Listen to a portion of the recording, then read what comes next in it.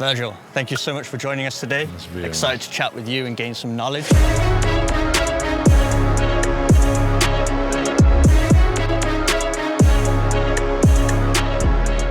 So I wanted to chat to you about leadership. Of course, you're somebody who has not only won the armband for club, but for country as well. So you keep finding yourself in these positions of leadership. Is that something in your youth that you always aspired towards? Did you want to be a leader on the pitch, or did it kind of come naturally? I think it kind of come naturally. Like you said, I think I only became a captain in the under 18s, 19s, the last year of being in the academy. And like I said, it was something natural. And I think I play on the position that you have to be the one that's organizing. You have to try and take that responsibility. And I feel like I really enjoy that. Yeah. Do you feel like there's an advantage for your specific position, getting to see the entire field, that helps you in that leadership? Yeah, 100%. Obviously, you have leadership on the pitch, but also off the pitch as well. That is equally important. But I would say, as a centre half, centre back, you have the overview, and you have to try and organize what's in front of you, what's around you, and lead by example. Absolutely. So once you acquired that role of being a leader, do you feel like there was an extra pressure put on your shoulders?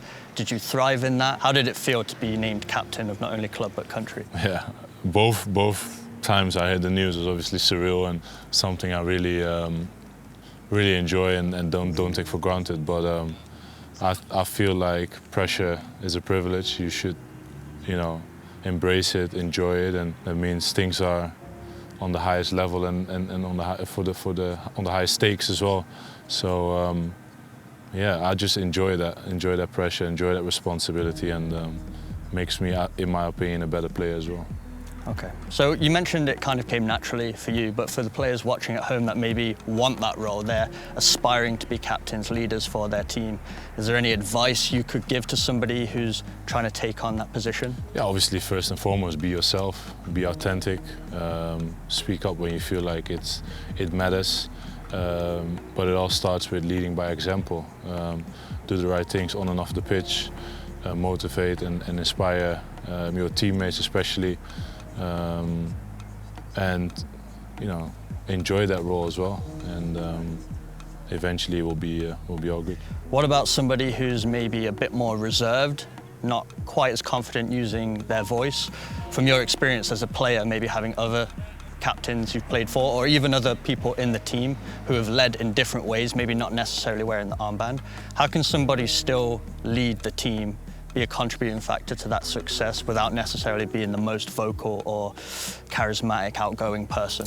I think, like I said already, it's about leading by example. In the end of the day, it's about what you do on the pitch and what happens between those white lines. And if somebody can grab the game by his hands and just dictate the play of the pace of the game, or score 1 or 2 or 3 goals, that's also leading by example. And everyone has their own leadership abilities.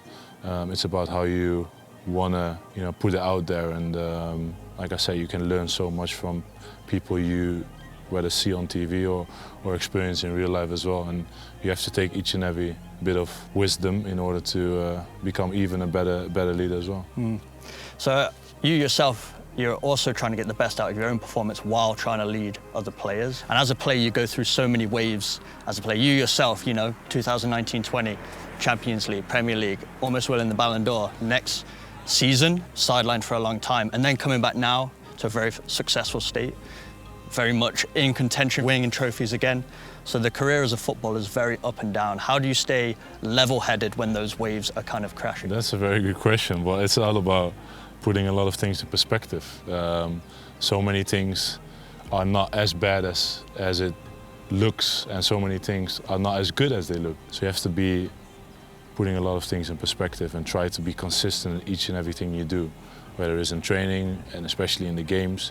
You have to try and not go down as much. You have to try and be on the same level or better. And but it's a lot of it is mentally.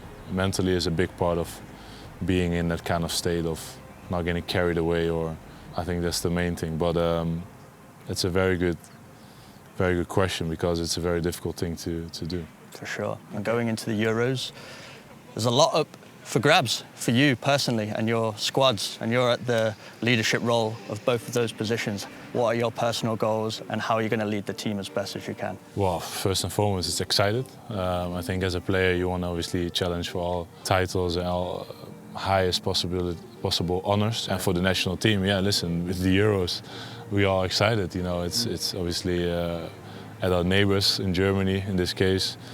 We hopefully have a lot of fans coming and support us, and in my opinion we have a very good team. We have a very good team, young players, a good balance as well of experience and